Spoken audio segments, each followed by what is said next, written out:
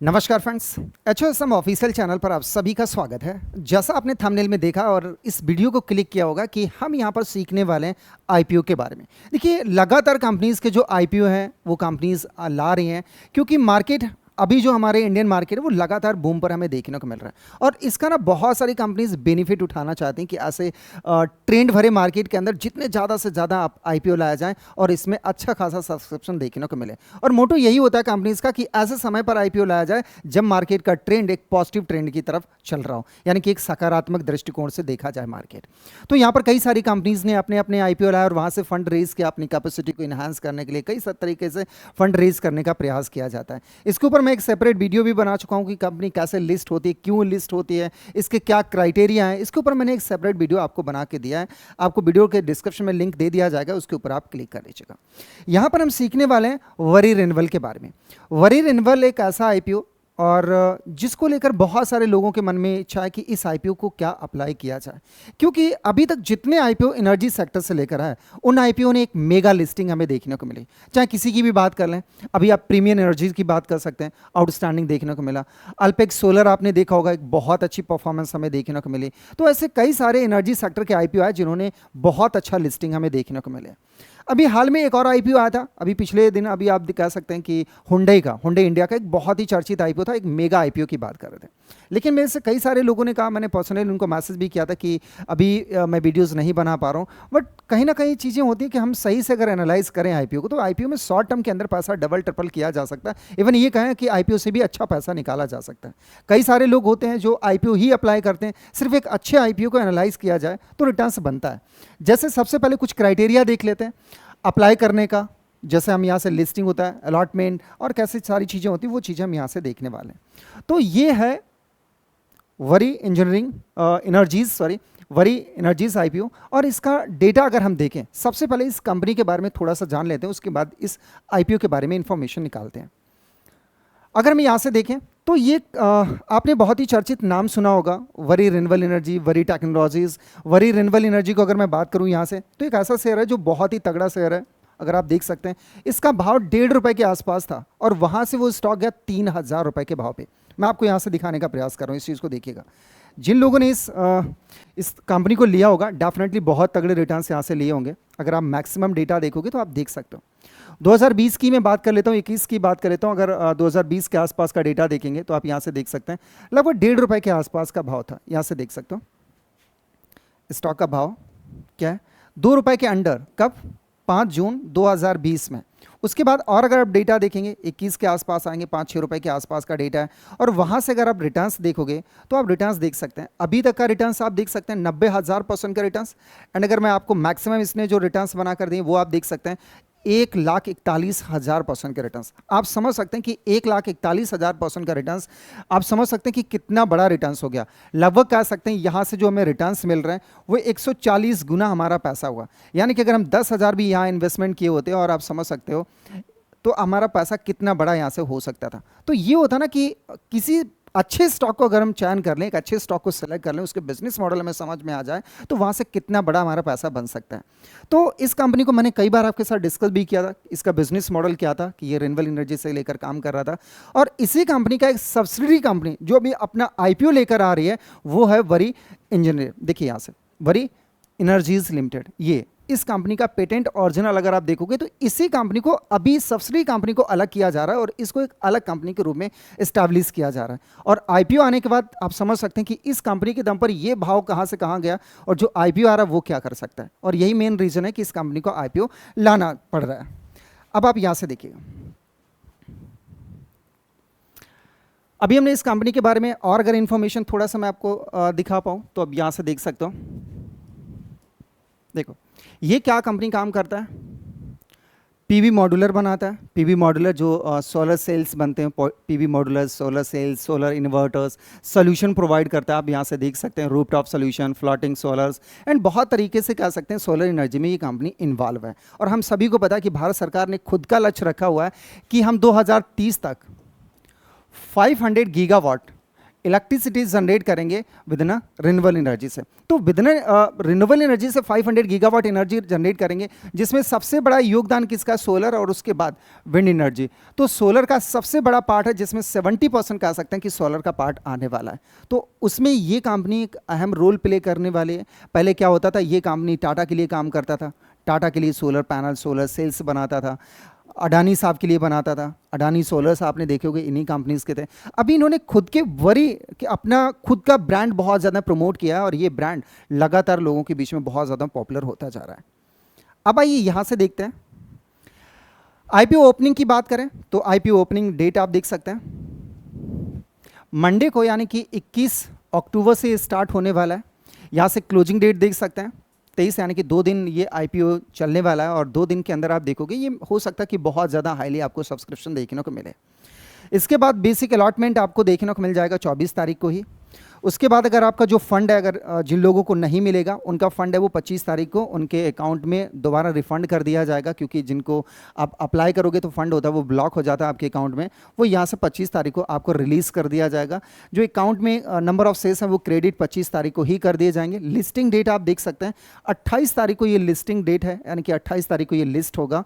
अभी कह सकते हैं कि दिवाली से पहले एक बड़ा धमाका भी हो सकता है यहाँ पर, तो दिवाली का गिफ्ट ही समझ लीजिएगा इसको। मेरे हिसाब से ये बेहतर हो सकता है। यहाँ पर कट ऑफ यहाँ से यूपीआई का ये पूरा आप देख सकते हैं कि जिस दिन लास्ट डेट रहेगा 5 तारीख तक आप इसे अप्लाई कर सकते हैं 23 अक्टूबर तक, क्योंकि 23 अक्टूबर लास्ट डेट है तो 5 तारीख तक आप इसको अप्लाई कर पाओगे।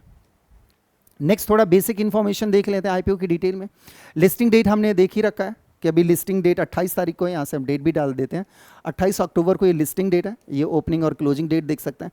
इसकी सबसे अच्छी बात मुझे इस आईपीओ का ये लगा कि 10 रुपये की फेस वैल्यू रखा गया, जबकि अभी हाल में ये कंपनी जो आ रही है आईपीओ ला रही हैं वो 1 रुपये की फेस वैल्यू पे, यानी कि पूरा पैसा क्या कर रहे हैं उनको नंबर ऑफ शेयर्स में ही उतारे दे रहे हैं। तो ये 10 रुपये की फेस वैल्यू में ला रहे हैं। एक अच्छा प्राइस बैंड की चर्चा, प्राइस बैंड की बात करें तो 1427 रुपये से लेकर 1503 रुपये के भाव के बीच में ये आईपीओ आ रहा है, क्योंकि अभी वरी का हमने स्टॉक प्राइस देखा वो भी 1700 के भाव के आसपास चल रहा है, जैसा आप देख सकते हैं। अभी करंटली कितना है 1740 रुपये के आसपास है, तो नियर अबाउट तो इसका आईपीओ आना ही था। वरी टेक्नोलॉजी का भी देखोगे तो ये भी 900 कह सकते हैं इधर ही कहीं चल रहा होगा। वरी टेक्नोलॉजी का भी देख लेते हैं, इसका भी देख सकते हैं कि लगभग 900 के आसपास इसका भी आईपीओ इसका प्राइस चल रहा है, जो 2000 के आसपास गया था। तो वरी के सभी शेयर्स लगभग 1000 के आसपास हमें देखने को मिल रहे हैं। दूसरा टोटल अगर हम यहाँ से इशू साइज़ की बात करें, लॉट साइज़ में देखोगे एक लॉट के अंदर आपको 9 शेयर मिलने वाले हैं। इसके ऊपर भी चर्चा करेंगे कितना मिनिमम क्राइटेरिया रखा गया है। टोटल इशू साइज़ आप देख सकते हैं, टोटल नंबर ऑफ शेयर्स में आप देख सकते हैं इतने लाख नंबर ऑफ शेयर्स यहाँ से होने वाले हैं। और टोटल साइज़ की बात करें 4321.44 करोड़ रुपए का ये टोटल आईपीओ आने वाला है, यानी कि कंपनी एक बड़ा फंड रेज कर रही है, जिसका 4321 करोड़ का लगभग ये फंड रेज कर रहा है। फ्रेश इशू, क्योंकि 2 टाइप में इशू होते हैं, आप सभी को पता होगा दोनों टाइप। आई थिंक मैं आपको एक बार बता देता हूँ। यहाँ फ्रेश इशू में 3600 करोड़ का है, यानी कि जो कंपनी के प्रमोटर हैं उन वो अपना एक फ्रेश इशू के थ्रू 3600 करोड़ का ला रहे हैं। एंड यहाँ पर जिन लोगों ने पहले से ही इस कंपनी में इन्वेस्टमेंट करके रखा होगा, ऑफर फॉर सेल्स के थ्रू आप देख सकते हैं कि लगभग यहाँ से जो चीज़ें आ रही हैं वो 721 करोड़ के आसपास निकलता हुआ भाव दिख रहा है। टाइप आप देख सकते हैं यहाँ से आईपीओ में। मेन अच्छी बात है कि ये मेन बॉडी में आ रहा है। 2 टाइप के आईपीओ आते हैं, आपको पता होगा, एक मेन बोर्ड में आता है और एक आपने देखा होगा एसएमई कैटेगरी के अंदर आता है, यानी कि स्मॉल मीडियम एंटरप्राइज में। और ये एक मेन बोर्ड के अंदर आ रहा है, यानी कि एनएसई बीएसई के अंदर एक नॉर्मल लिस्टिंग हमें देखने को मिलने वाली है। यानी कि यहाँ लॉट्स नहीं चलने वाले हैं, कि जैसे अभी क्या होता था एक लॉट के अंदर जब एसएमई में कोई शेयर लॉस होता है तो उसमें कहीं 1000 की लॉट होती है, 1200 की लॉट होता है। आपको यहाँ एक शेयर में एक लॉट के अंदर 9 शेयर होंगे। एक शेयर चाहेंगे जब ये कंपनी लिस्ट हो जाएगी, आप चाहेंगे तो 1 शेयर भी खरीद सकते हैं, आप चाहें 1000 शेयर भी खरीद सकते हैं। इसमें कोई लॉट्स में नहीं चलेगा काम। इसके बाद आप देख सकते हैं टाइप आपने देख रखा, लिस्टिंग डेट आपको पता है, कितने नंबर ऑफ शेयर्स, कितना होल्डिंग है, वो इतनी सारी चीज़ें आप यहाँ से देख सकते हैं। देन इसके बाद आप ये एक इंपॉर्टेंट पार्ट है मिनिमम रिटेल कैटेगरी के अंदर, लाइक अगर हम अप्लाई कर रहे हैं, आप अप्लाई कर रहे हैं, तो हम मिनिमम 1 लॉट अप्लाई कर सकते हैं जिसमें 9 शेयर है, जिसका भाव अगर आप देखोगे 9 शेयर का भाव, क्योंकि 1427 रुपये से लेकर 1503 रुपये के भाव में है, तो लगभग अमाउंट ये बन रहा जाके आप देख सकते हैं 13,527 रुपये। मैक्सिमम रिटेल कैटेगरी में हम 14 लॉट्स अप्लाई कर सकते हैं, जिसमें 126 शेयर्स होंगे, जिसका भाव लगभग वो बन रहा है।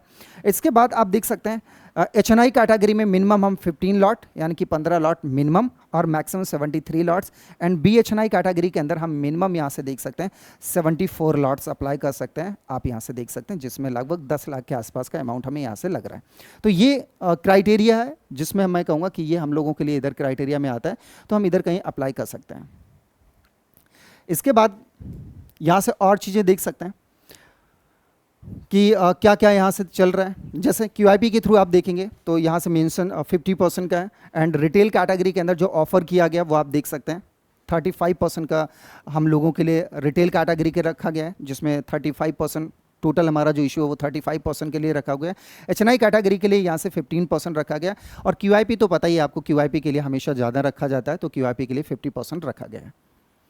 एंड इसके बाद देखें अभी जो शेयर होल्डिंग पैटर्न चल रहा है वो शेयर होल्डिंग पैटर्न चल रहा है 71.80%। इसके बाद जब ये IPO आने के बाद अगर आप देखेंगे पोस्ट इशू तो ये 64% इसका लिस्टिंग होने वाला है, यानी कि इतने प्रोमोटर्स बचेंगे। अभी होल्डिंग जो है वो 71.480 है, एंड उसके बाद IPO आने के बाद 64% इनकी होल्डिंग रहेगी। देन इसके बाद आप पूरा और डेटा देख सकते हैं कि अभी क्योंकि IPO आने के बाद हमें ये IPO आने से पहले हमें पता होना चाहिए कि पिछले टर्म्स में कंपनी ने कैसी परफॉर्मेंस करके दिया, और अगर हमें ये नहीं पता कि कंपनी ने कैसी परफॉर्मेंस करी तो हम कैसे जज कर सकते हैं उसकी बैलेंस शीट को देखकर। तो बैलेंस शीट देखने के लिए हमें क्या करना होगा, जो भी इनके पास डेटा है 2022 का ये ईयरली डेटा दिया गया, यहाँ तक आप ईयरली देख सकते हैं। इसके बाद ये लास्ट क्वार्टर का डेटा है। ये जो नंबर्स दिए गए मे बी ये CR में नंबर ही दिए गए होंगे, आप यहाँ से देख सकते हैं। 2022 में जो लगभग 2237 करोड़ था वो बढ़कर आप देख सकते हैं लगभग 7000 करोड़ से, फिर इसके बाद 11000 करोड़, एंड अभी लास्ट क्वार्टर में देख सकते हैं कि 11900 के आसपास था। यानी कि कंपनी ईयर दर ईयर क्वार्टर दर क्वार्टर अपनी परफॉर्मेंस को है वो इन्हांस करता गया एसेट्स के रूप में। उसके बाद रिवेन्यू में भी देखोगे तो रिवेन्यू देख सकते हैं 2942, उसके बाद इन्हांस हुआ एंड आप देख सकते हैं। तो रिवेन्यू भी कंपनी क्या करा कि टोटल इनकम को भी लगातार जनरेट किया। आफ्टर टैक्स आप देख सकते हैं कि पहले कंपनी के पास कभी लगभग 79 करोड़ का प्रॉफिट था, वो बढ़कर 500 करोड़ 1000 प्लस चला गया, और लास्ट क्वार्टर में भी आप देख सकते हैं 401 करोड़ से भी ज़्यादा कंपनी ने प्रॉफिट किया हुआ है। तो कंपनी एक प्रॉफिट मेकिंग है और लगातार अपने प्रॉफिट को इंक्रीज किया। नेटवर्थ भी देख सकते हैं कि नेटवर्थ कभी कंपनी की मात्र आप देख सकते हैं 2022 के अंदर, क्योंकि 2022 के बाद से स्टॉक्स का बहुत ज़्यादा बोलबाला रहा है, तो 427 करोड़ का था, वो आप देख सकते हैं 1800 एंड 4000, और अभी नेटवर्थ देख सकते हैं 4471 के आसपास। रिजर्व एंड सरप्लस आप देख सकते हैं जहाँ 230 था वो लगभग अभी बहुत ज़्यादा इन्हांस हुआ। इसके बाद टोटल वारिंग भी देख सकते हैं कि डेट का क्या हाल है, तो डेट जो कभी 313 करोड़ था वो अभी लगातार कह सकते हैं मेंटेन है, और अभी कह सकते हैं लगभग रिड्यूस ही कंपनी अपने डेट को कर रहा है। तो अच्छी बात है कि कंपनी के पास उतना ज़्यादा डेट नहीं, सरप्लस अच्छा है, प्रॉफिट अच्छा इंक्रीज़ कर रहा है, नेटवर्थ अच्छा है, प्रॉफिट अच्छा, रिवेन्यू लगातार इंक्रीज़ कर रहा है, तो इसकी बैलेंस शीट में थोड़ा सा कह सकते हैं कि इनहांस बैलेंस शीट हुआ है। अब थोड़ा और डेटा देखा जाए, जब हम कभी भी किसी स्टॉक को बाय करते हैं उससे पहले हमें कुछ इंपॉर्टेंट पॉइंट्स देखने होते हैं कि उसका P रेशियो क्या चल रहा है, उसका ROC ROE क्या चल रहा है। ये कुछ मेजर पॉइंट्स हैं जो यहाँ पर हमें दिए गए हैं। अब आप यहाँ से देख सकते हैं रिटर्न ऑन इक्विटी की बात करें तो अभी आप देख सकते हैं वैल्यूएशन में है 8.79%।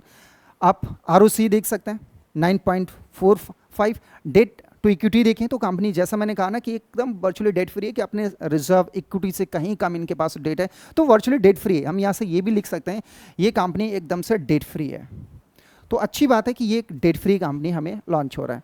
एंड आप देख सकते हैं PB पैट मार्जिन देख सकते हैं, तो ये भी काफ़ी बेहतर चीज़ें हमें नज़र आ रही हैं।